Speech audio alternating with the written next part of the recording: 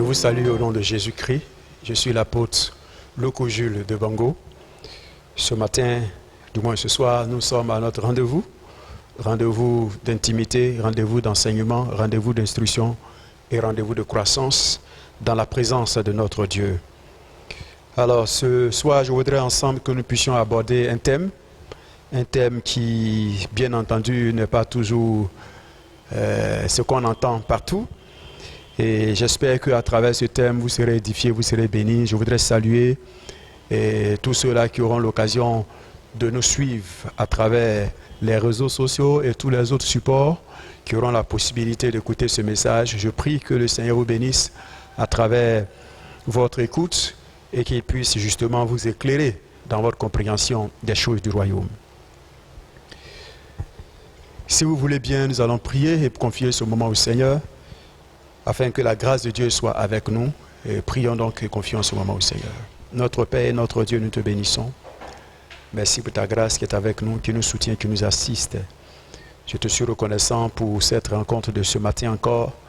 C'est toi qui disposes encore nos cœurs, qui fais en sorte que nous soyons là pour être bénis, pour être édifiés, pour être instruits.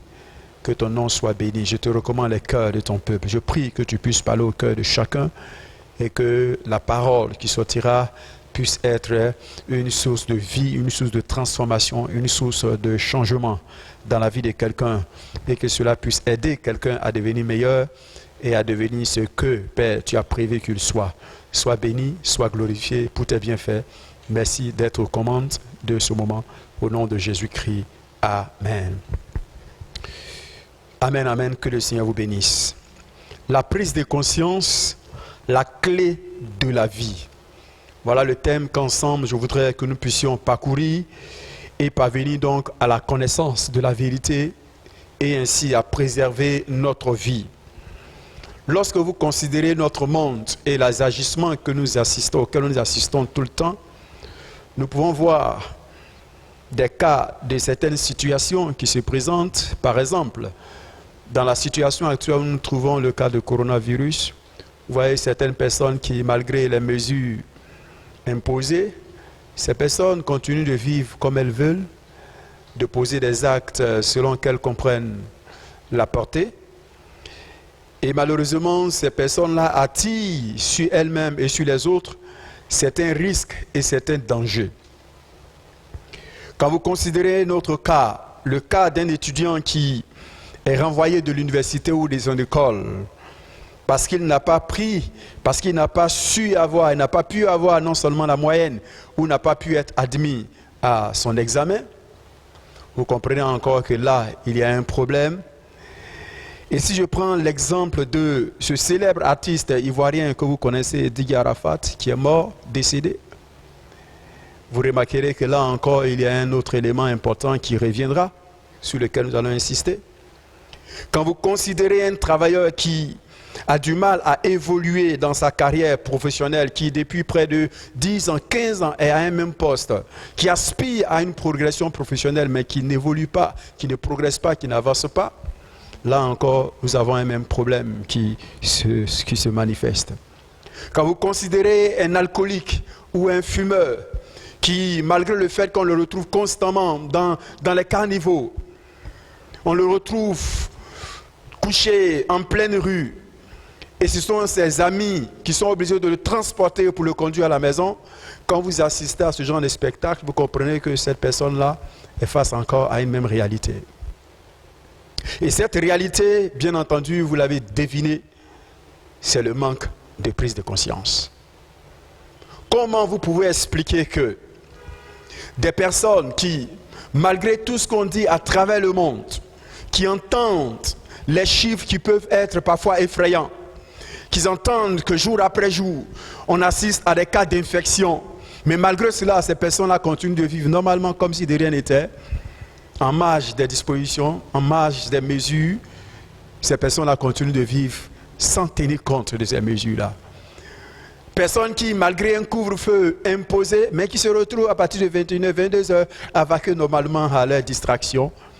Comment ces personnes-là peuvent se retrouver dans une telle disposition?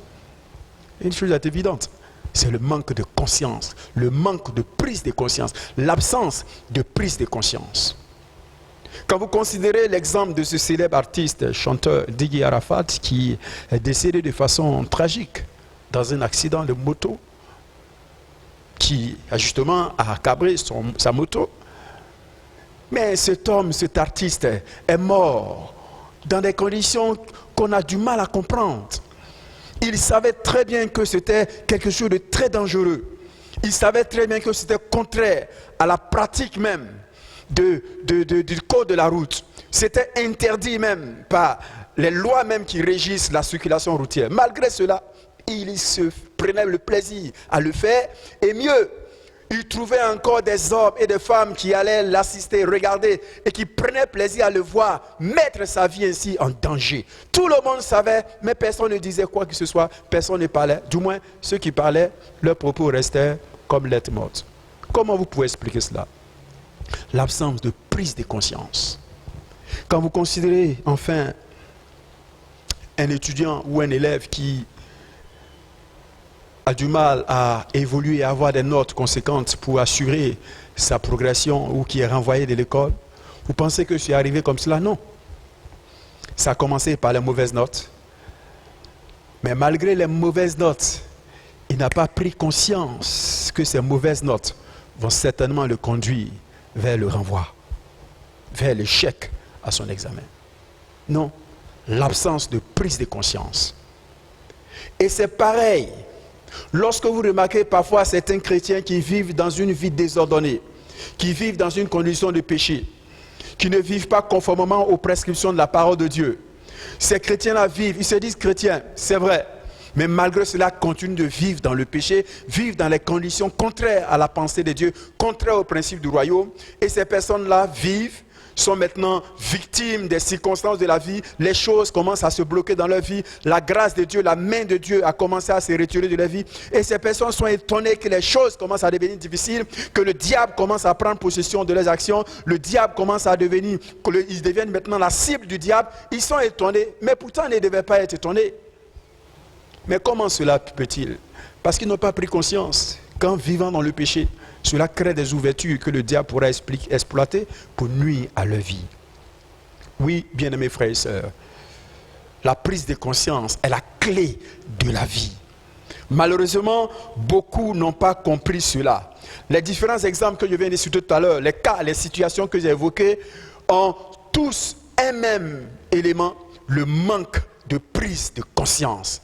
Lorsque vous assistez à quelqu'un, vous assistez à une scène, vous voyez quelqu'un qui agit de façon inappropriée, de façon gauche, et quand on regarde cette personne, on n'arrive pas à comprendre. Cette personne ne réagit pas selon les normes établies, c'est simplement parce que cette personne-là n'a pas pris conscience de la réalité des faits. Et ce soir donc, je voudrais ensemble que nous puissions parcourir les Écritures pour découvrir l'importance de la prise de conscience comme la clé de la vie. Et pour cela, je voudrais ensemble que nous puissions lire deux textes dans la Bible. Deux textes. Le premier texte se trouve dans Genèse, le chapitre 28, le verset 10 à 22. Et le deuxième texte se trouve dans Luc, le chapitre 15, le verset 14 à 20. Lisons Genèse, le chapitre 28. Je lis à partir du verset 10.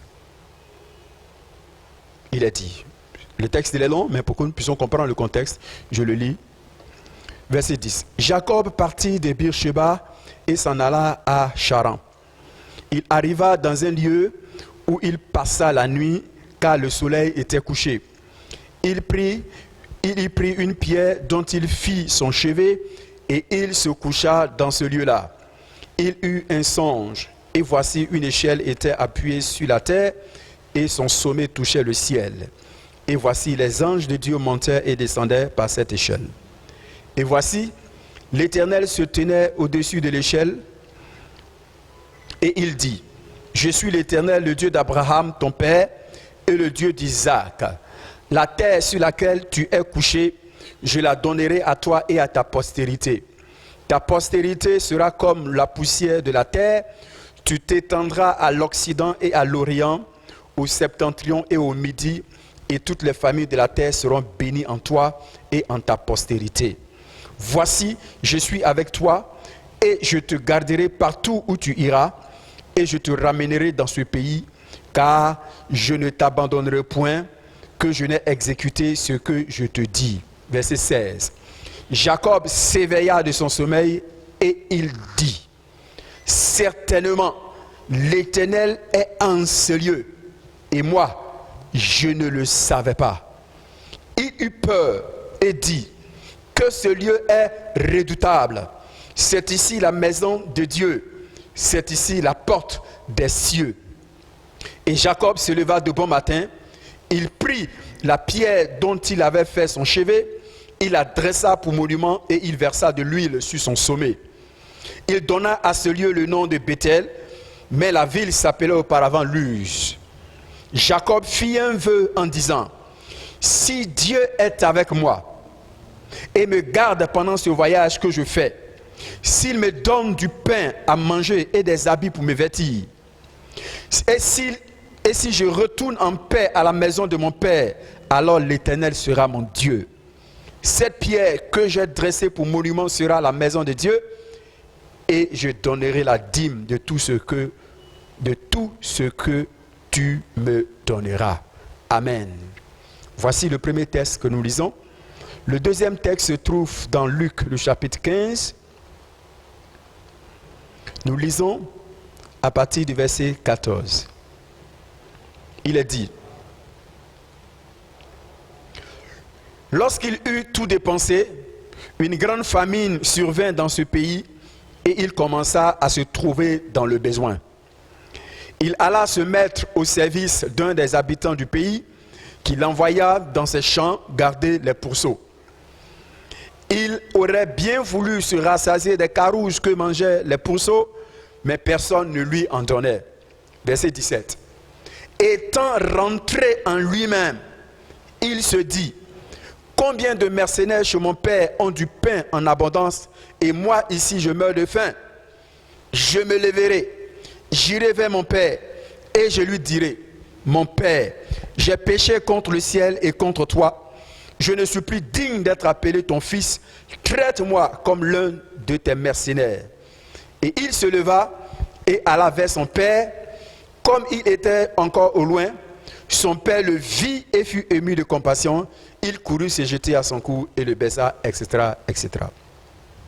Voici donc les deux textes qui vont servir de support à notre méditation, étude, exhortation de ce soir. Quand on lit ce texte, on voit que les deux personnages, Jacob et ce fils prodigue, ce jeune homme, ont été confrontés à une situation inattendue. La Bible nous dit que Jacob était couché quelque part. Cet endroit était un endroit ordinaire. C'était un lieu ordinaire, un lieu comme tous les autres. Jacob a pris une pierre qu'il a trouvée là, sur place. Et Jacob s'est couché, il a posé sa tête sur cette pierre. Et Jacob s'est endormi. Mais alors qu'il dormait, la Bible nous dit qu'un événement inattendu va se produire à cet endroit-là. Jacob va faire un songe. Et dans ce songe, il va voir une échelle qui va s'élever depuis la terre jusqu'au sommet. Et il va voir Dieu, les anges monter et descendre. Et Dieu va se révéler à Jacob pour lui réitérer la promesse qu'il a faite à Abraham et à Jacob et à Isaac. Jacob se réveille donc de ce sommeil et quelque chose se produit dans la vie de Jacob. Jacob dit, l'Éternel était en ce lieu et moi je ne le savais pas. Cette déclaration de Jacob explique que Jacob est face à ce qu'on appelle une prise de conscience. Jacob prend conscience que Dieu est en ce lieu, mais lui, il ne le savait pas. La prise de conscience, c'est justement cela. Prendre conscience suppose qu'on va être conscient d'une réalité dont on n'avait pas connaissance auparavant. Lorsqu'on parle de prendre conscience, ça veut dire qu'on va passer d'un point de basculement à un autre point de compréhension. C'est un basculement entre un niveau de connaissance faible vers un niveau de connaissance et de compréhension élevé. Lorsque quelqu'un arrive à une prise de conscience, ça veut dire qu'il comprend les choses nouvellement. Il comprend les choses d'une autre façon. Il comprend les choses contrairement à la façon dont il la comprenait par le passé. Et c'est justement ce que Jacob venait de comprendre. Dieu est ici et moi je ne le savais pas. Oui, Jacob prend conscience que même dans ce lieu ordinaire, ce lieu simple qui ne ressemble à rien, Dieu est là quand même.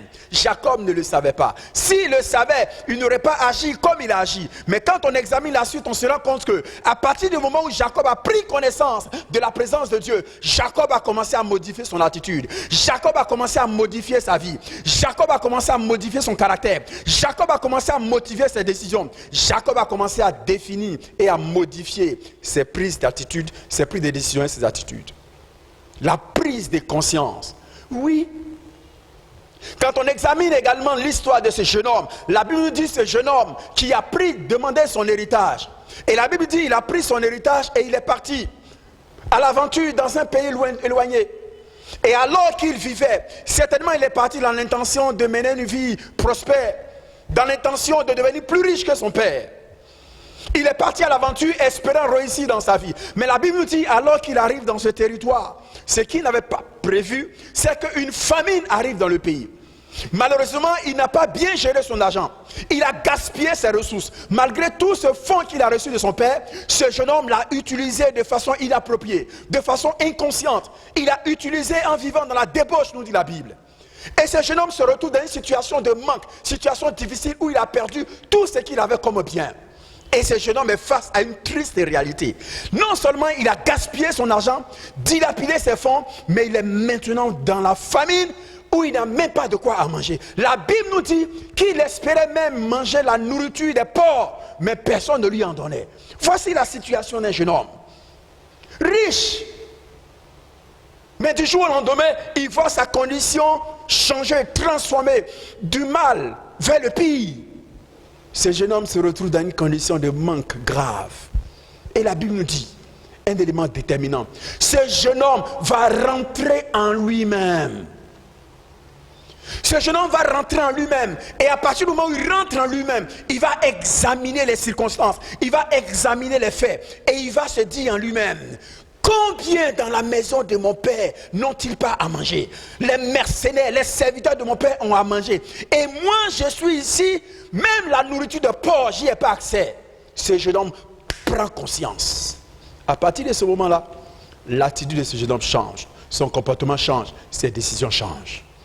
Sa vie, à ce moment-là, va prendre un autre tournant.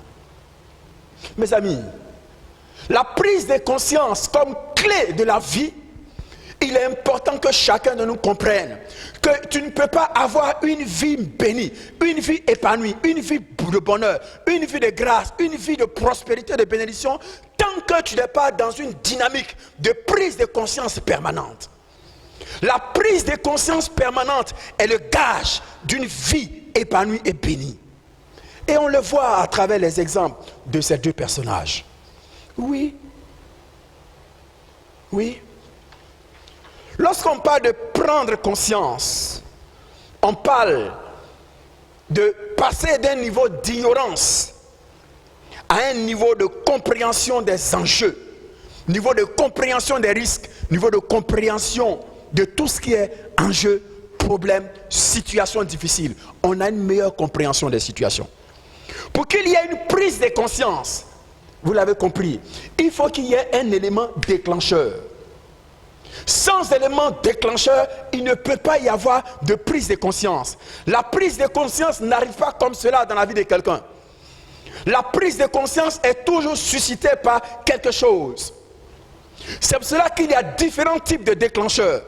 L'échec dans la vie de quelqu'un peut déclencher une prise de conscience. Oui, quelqu'un passant par l'échec, comme ce fut l'exemple de ce jeune homme, qui passait par l'échec dans ses investissements, l'échec dans ses projets, ce jeune homme va se rendre compte que, attention, mais je suis en train de gâcher ma vie, j'ai dilapidé tous mes fonds, voici ma condition dans laquelle je suis aujourd'hui, condition de précarité grave. Oui, l'échec va mener ce jeune homme à une prise de conscience. L'échec également, la prise de conscience peut être également déclenchée par des situations dramatiques et tragiques, comme la mort d'un être cher. Oui, la mort d'un être cher peut déclencher la prise de conscience dans l'esprit des gens. À côté de la mort, il y a également des informations. Les informations que nous entendons, que nous recevons, peuvent également susciter, déclencher une prise de conscience. Et on parle également de la souffrance, qui peut également déclencher, oui, la prise de conscience. La souffrance. Lorsque quelqu'un se retrouve dans une condition de souffrance, oui, la souffrance va aider quelqu'un à prendre conscience. La souffrance peut aider à prendre conscience, à ressortir, à rentrer en soi-même, comme ce fut le cas de ce jeune homme, et d'analyser, de comprendre pourquoi les choses m'arrivent.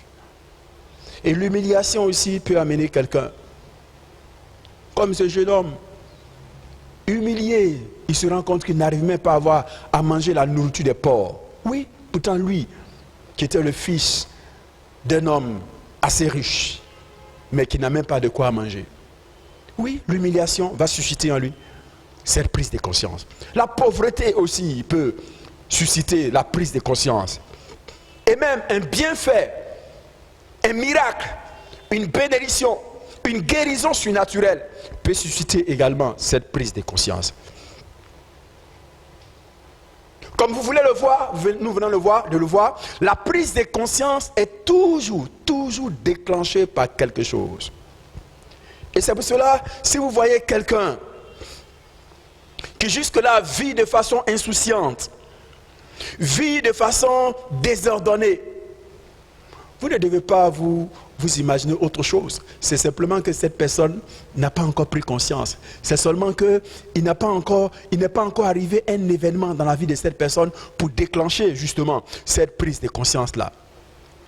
Cette personne n'a pas encore expérimenté ce déclencheur qui va produire en elle cette prise de conscience. Oui, mes amis, la prise de conscience est indispensable si vous voulez réussir dans la vie. Si vous voulez réussir dans la vie, vous devez comprendre que vous devez passer par une prise de conscience continuelle. Pourquoi est-ce qu'il est important de prendre conscience? Pourquoi est-ce que c'est important? La prise de conscience. La prise de conscience est indispensable pour éviter de prendre des risques inutiles. Oui. Prenons par exemple le cas de la situation dans laquelle nous nous trouvons. Quand il est recommandé de ne pas prendre, de se tenir à 1 mètre de distance, et que quelqu'un, oui, non, il ne respecte pas. On dit de se laver les mains régulièrement. Lui, il ne se lave pas les mains. Alors, pourquoi pensez-vous que ce jeune homme agit de la sorte? Parce qu'il n'a pas encore pris conscience de la gravité de la chose. Justement, il nous faut prendre conscience pour éviter de prendre des risques inutiles. Il faut également prendre conscience pour éviter la mort prématurée. Oui, dans cette affaire de coronavirus, malheureusement, on va assister à des morts. Oui, on aura des morts on va se retrouver de par le monde, on assiste à des morts. Mais parmi tous ces morts, il y a ceux qui ont été infectés malgré les dispositions qu'ils ont prises. Mais à côté de cela, il y a des gens qui sont morts par insouciance, de façon tragique, parce que simplement, elles n'ont pas pris conscience des réalités de la situation. Et de ce fait, elles n'ont pas mis en pratique les mesures. On le suivait à la télé la dernière fois, dans l'un des pays, pour ne pas citer, alors qu'il était imposé un confinement total. Oui, ces populations-là étaient dans le jardin en famille, en train de prendre du bon temps. Pourquoi? Parce que ces personnes n'ont pas pris conscience de la gravité de la situation. Oui, la prise de conscience est essentielle pour ne pas mourir de façon prématurée. Aussi longtemps que vous êtes inconscient, que vous ne prenez pas conscience des situations auxquelles vous êtes confrontés dans la vie, vous risquez de mourir de façon prématurée. Oui.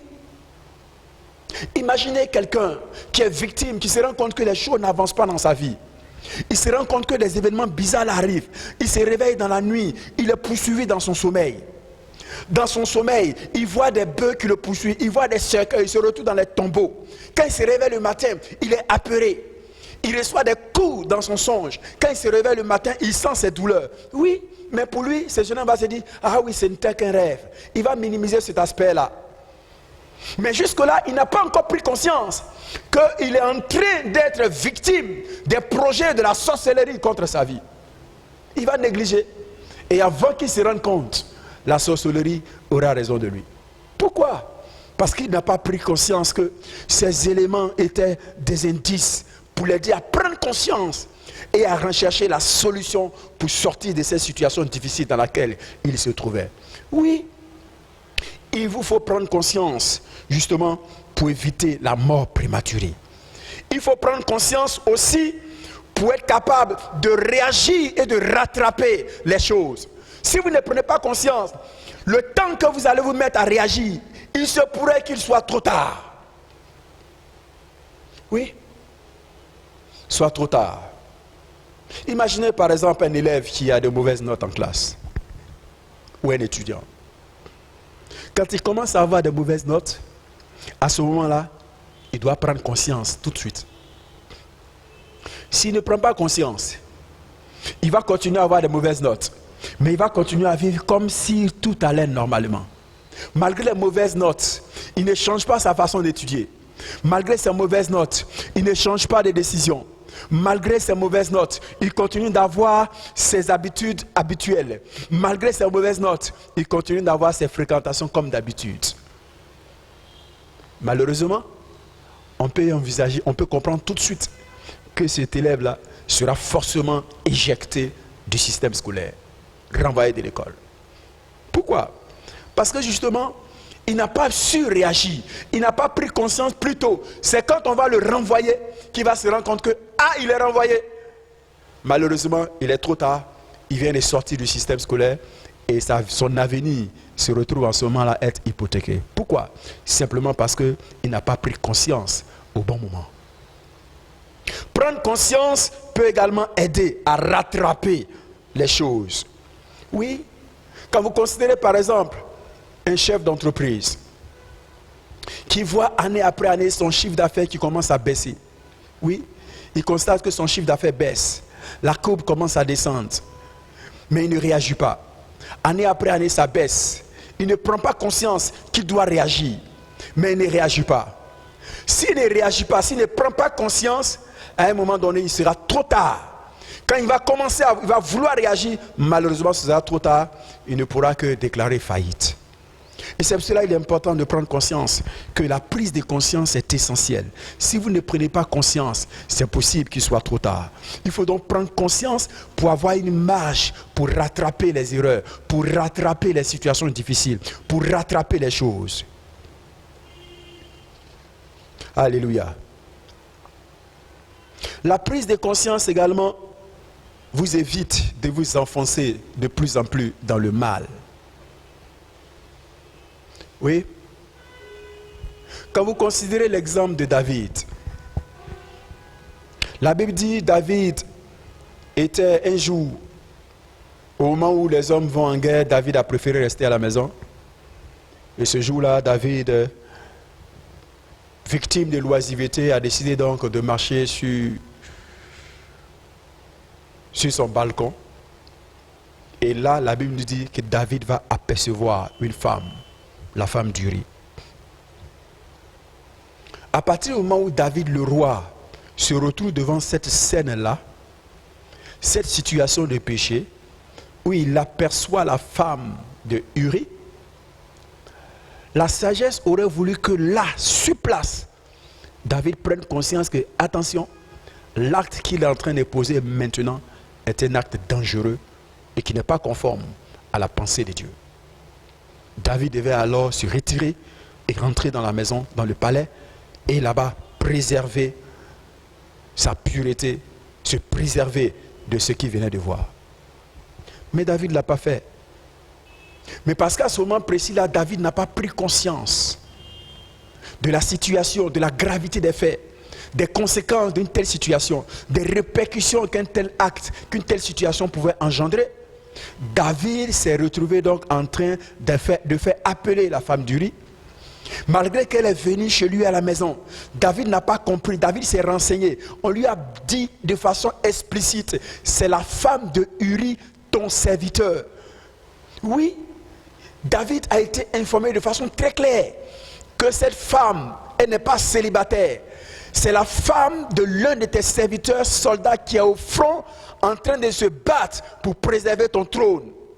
David était très bien informé de cela. Malgré cela, David n'a pas pris conscience que ce qu'il était en train de faire n'était pas conforme. David a continué. David a donc couché avec la femme d'Uri. Quand bien même qu'il a fini de coucher avec elle, David n'a pas encore pris conscience, n'a toujours pas pris conscience de la gravité de cette situation. David a continué là-dedans. Et lorsque la femme d'Uri est venue lui dire, attention, après avoir couché avec toi, j'ai constaté que je suis enceinte. David n'a toujours pas pris conscience de la gravité des faits.